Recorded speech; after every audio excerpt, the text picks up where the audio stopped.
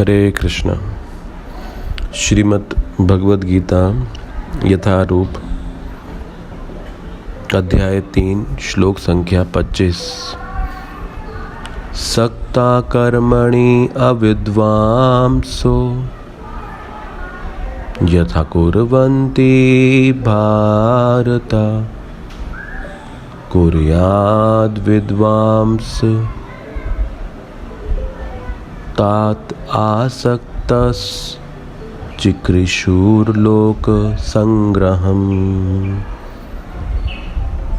जिस प्रकार अज्ञानी जन फल की आसक्ति से कार्य करते हैं, उसी तरह विद्वान जनों को चाहिए कि वे लोगों को उचित पथ पर ले जाने के लिए अनासक्त रहकर कार्य करें।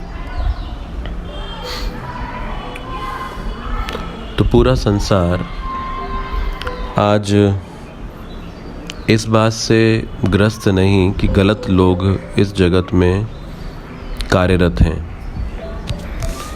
पूरा संसार इस बात से आज प्रभावित है कि सही लोग अपना सही कर्तव्य नहीं कर रहे हैं।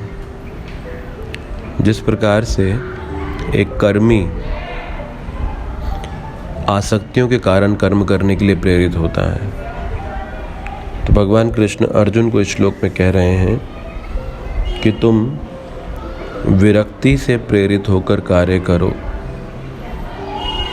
तो बाहर से अर्जुन ने भी युद्ध किया, दुर्योधन ने भी युद्ध किया, लेकिन दोनों के युद्ध करने का कारण एक नहीं था। अर्जुन ने युद्ध किया क्योंकि कृष्ण चाहते थे कि अर्जुन युद्ध करें। दुर्योधन ने युद्ध किया क्योंकि दुर्योधन अपने स्वार्थों की पूर्ति करना चाहता था। तो दोनों का बाहर से युद्ध करना, लेकिन अंदर से एक ही कारण नहीं है।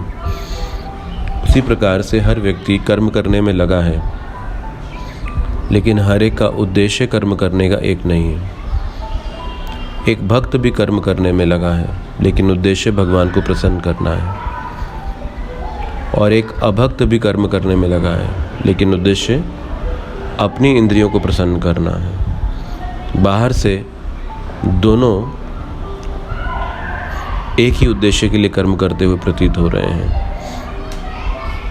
तो एक आसक्त व्यक्ति अपने मिथ्या अहंकार, व्यक्तिगत महत्वाकांक्षा के लिए कर्म करता है, लेकिन एक विरक्त व्यक्ति भगवान की प्रसन्नता के लिए कर्म करता है। इस्कॉन के संस्थापक आचार्य श्रील प्रभुपाद जी 70 वर्ष की आयु में जब प्राय लोग सेवानिवृत्त हो जाते हैं, वो अपने करियर की शुरुआत कर रहे थे। अमेरिका गए और जलदूत नाम के पानी के जहाज पर बैठ गए। रास्ते में 2 हार्ट अटैक भी आए, लेकिन कोई भी बाधा उनको रोक नहीं पाई, और वो बड़ी मेहनत कर रहे थे अपनी आखिरी सांस तक। कृष्ण भावनामृत को लोगों तक पहुंचाने के लिए किसी न किसी रूप से प्रयास कर ही रहे थे।